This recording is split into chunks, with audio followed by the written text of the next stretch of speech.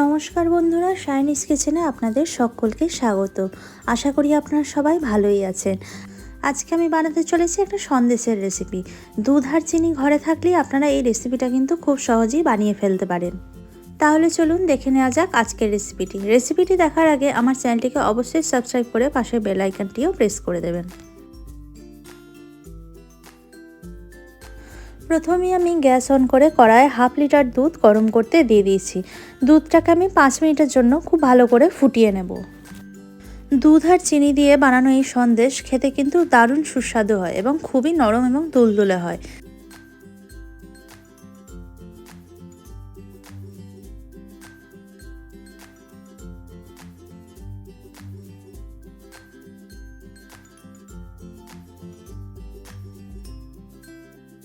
দুধটা ভালো করে ফুটিয়ে এলে আমি এতে দিয়ে দিচ্ছি 2 কাপ চিনি। চিনি দেওয়ার পরও আমি এটাকে কন্টিনিউয়াসলি নাড়াচাড়া করে আরও 5 মিনিট মতন ভালো করে ফুটিয়ে নেব।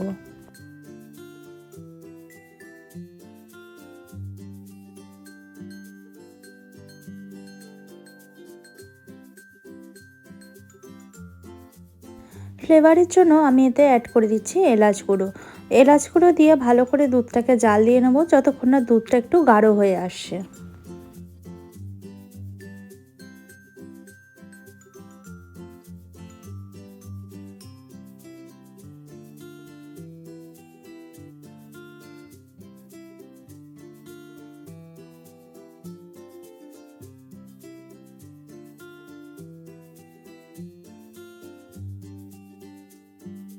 এরপর আমি এতে অ্যাড করে দিচ্ছি কনডেন্স মিল্ক। আপনাদের কাছে কনডেন্স মিল্ক না থাকলে আপনারা কিন্তু গুঁড়ো দুধেরও ব্যবহার করতে পারেন। আমি কনডেন্স মিল্ক দিয়ে এটাকে আরও ভালো করে কিছুক্ষণ জাল দিয়ে ফুটিয়ে নেব যতক্ষণ না দুধটা গাঢ় হয়ে আসছে।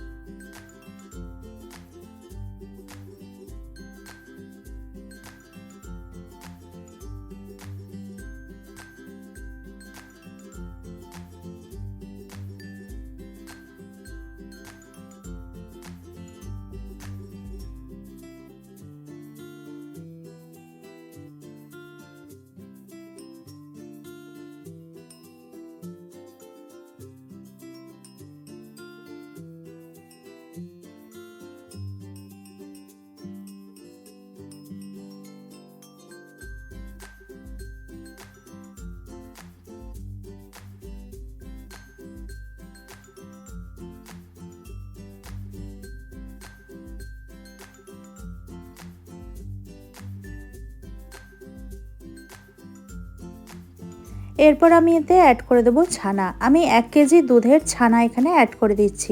ছানাটা কাটার সময় আপনারা কিন্তু পাতিলেবুর রস বা ভিনিগার ব্যবহার করতে পারেন। তারপর ছানাটা ছেঁকে নেওয়ার সময় ভালো করে জল দিয়ে একবার স্ট্রেন করে নেবেন।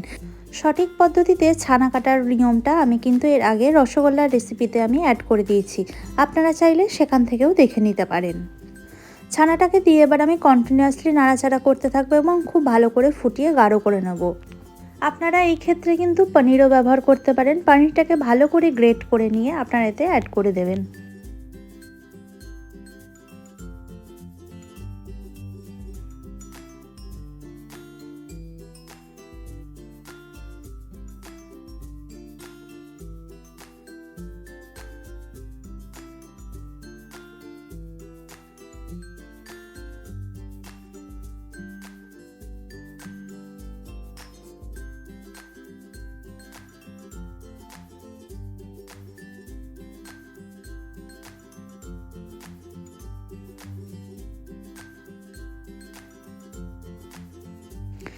আরও 10 মিনিট ফুটিয়ে নেওয়ার পর দেখুন দুধটা এখন কিন্তু প্রায় গাঢ় হয়ে এসছে। এটাকে আমি আরও কিছুক্ষণ নাড়াচাড়া করতে থাকবো যতক্ষণ না পুরো সন্দেশটা কড়াইয়ের গা থেকে ভালো করে ছেড়ে আসছে।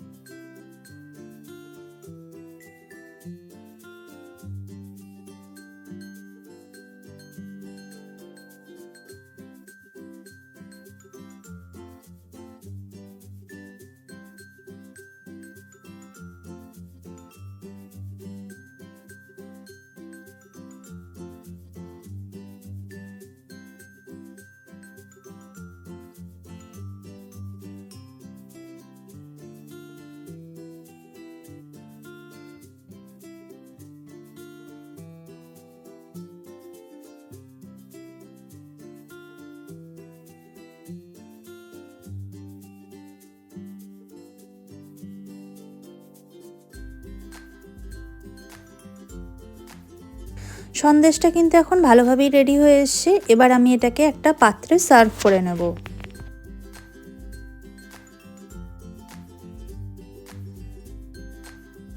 এরপর আমি একটা প্লেট নিয়ে তাতে কিছুটা ঘি অ্যাড করে ভালো করে ঘিটা মাখিয়ে নিচ্ছি। এর উপরে আমি সন্দেশটাকে দিয়ে স্প্রেড করে নেব।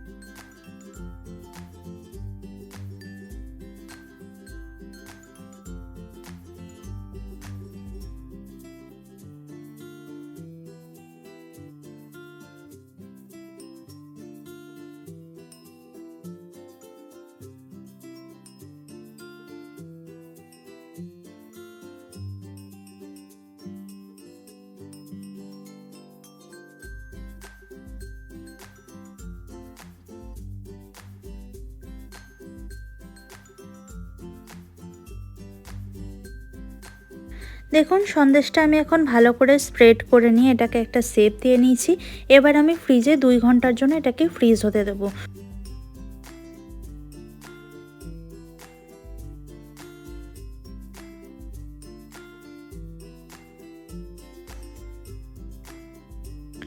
2 ঘন্টা পর এবার আমি সন্দেশটাকে ভালো করে কেটে চৌকো চৌকো শেপ করে সন্দেশের পিস তৈরি করে নেব। প্রথমে আমি আগে একটা কাট বসিয়ে নিচ্ছি। এইভাবে আপনারা একটা করে কাট বসিয়ে নেবেন, তাহলে কিন্তু আপনাদের শেপগুলো একদম পারফেক্ট আসবে।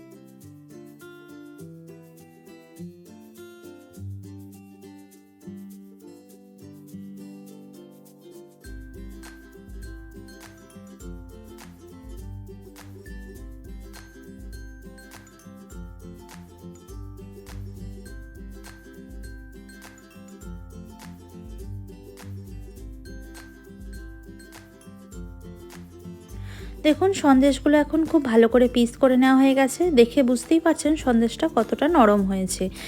এবার আমি ওপর থেকে আমন্ডস বাদামের টুকরো দিয়ে এটাকে গার্নিশ করে নেব। আপনারা চাইলে পেস্তা বা অন্য কোনো বাদাম দিয়েও এটাকে নিজের ইচ্ছা মতন গার্নিশ করে নিতে পারেন।